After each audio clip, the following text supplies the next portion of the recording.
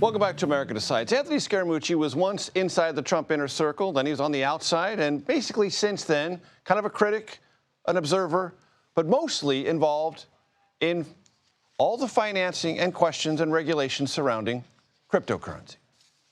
Let's bring in Anthony Scaramucci, who served ever so briefly as White House Communications Director during the first Trump presidency. His new book, The Little Book of Bitcoin, comes out next month. Anthony, great to see you. He comes to us via Zoom from Manhasset, New York. Do me a glossary check, Anthony. Bitcoin, stablecoin, meme coin, tokens, are they all the same thing?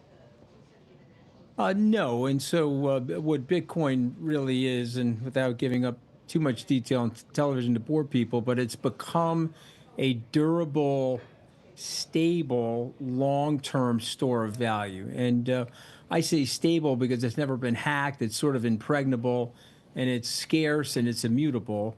It's volatile, though, and it goes up and down as the society is adopting Bitcoin. We've experienced high volatility in Bitcoin, but it's the best performing asset over the last 10 years. And so if you read something like Neil Ferguson's book, The Ascent of Money, it checks all of the boxes of what human beings like in their money in terms of using it as a technology to trade goods and services with each other.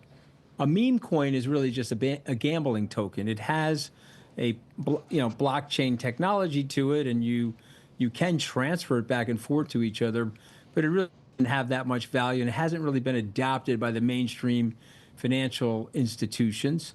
And you mentioned some other things. Those are also, security-like instruments in the world of technology, but nothing is as durable or as sustainable as Bitcoin.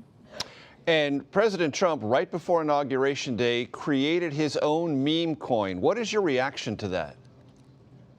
Well, listen, I would ask people to read the Wall Street Journal's editorial yesterday just describing the great conflict of interest that represents. And so Mr. Trump is basically setting up a gambling token 48 hours before he becomes the most powerful person in the world. And so that token rose in value, went down in value. People are trading that token around the world. And I think its fully diluted market capitalization is about $35 billion. Mr. Trump controls 80% of that coin. So there's a notional value there of $24 billion. Of course, he's locked into the coin for 3 years. But, listen, this is not something that I think any of us like because it's a direct conflict of interest with what he's doing. And it will create a central clearing station, as the Wall Street Journal points out. You could end up in a situation where somebody could pay him to do things for them through that token. Now, I'm not suggesting anybody's doing that, but it's just the appearance of that impropriety, I think, weakens the presidency. And it also puts his commissioner-to-be, or his nominated commissioner, Atkins, at risk now when he's testifying, because they'll be saying to him, he's generally been a pro-crypto person, as you know. I'm a pro-crypto person. But he'll be saying, well, aren't you just acting in the personal interest of the President of the United States instead of the interest of the country? So I wish he didn't do that. But, with Donald Trump, you get the entire buffet table of Trump. You get some of the grift with some of the good business policies. And it's disappointing to see. But go to the Wall Street Journal. They blister President Trump with an analysis of what he did and how bad it actually is. Anthony, on November 5th, the market trading value of Bitcoin was $68,317. As we speak, it is $106,269. What does that tell us?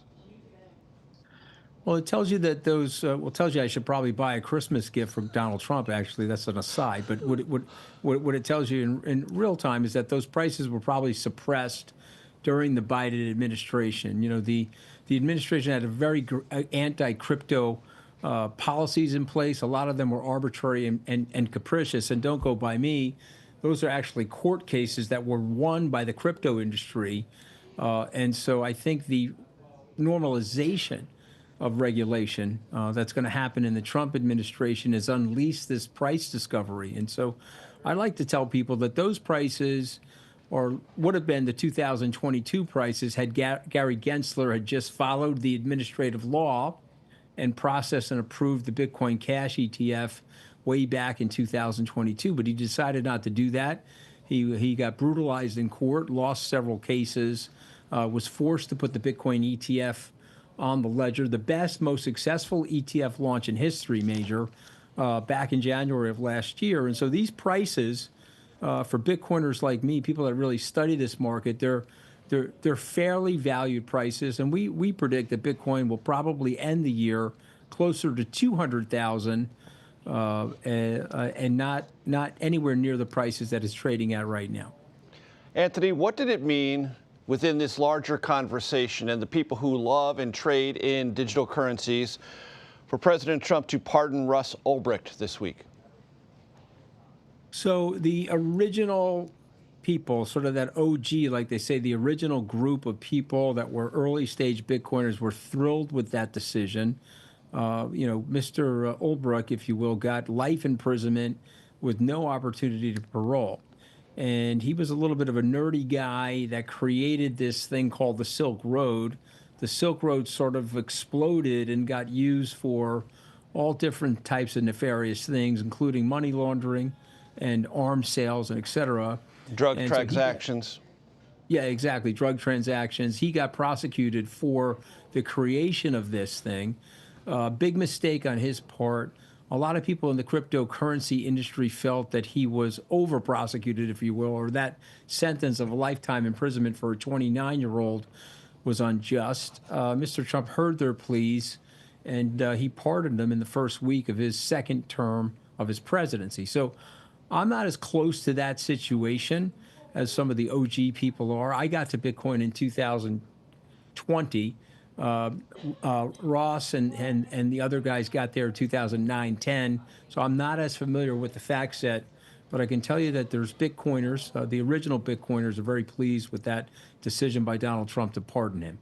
Anthony, you know President Trump somewhat well. You know those in his inner circle. What, from your vantage point, is the sell-by date of the Elon Musk-Donald Trump relationship?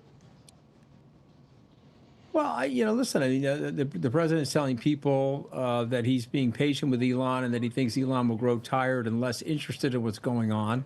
Of course, now that the president is actually president, he's inside the White House, and there's a little bit harder access points to a president of the United States than to a president-elect. But I guess the real issue, and journalists like yourself should be asking this, Elon is badged to go in and out of the White House, and so he has access. And there is talk about him eventually getting an office in the old executive office building. And if that's the case, God bless. He's a very talented and capable person. But I guess the open question would be, can you be badged to go into the White House, sit in those policy meetings, and also run SpaceX and Tesla and things like X, if you will, and so many other companies that he's brilliantly managed to run, operate, and control? So the operating question is, are we going to allow business leaders into the White House and have a dual role like that?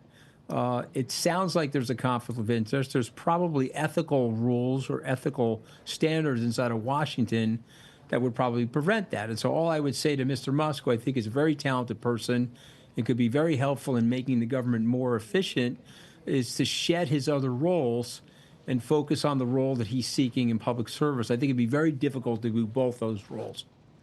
Anthony Scaramucci, always a pleasure, sir. Thank you. Hey, good to be on with you. Thank you.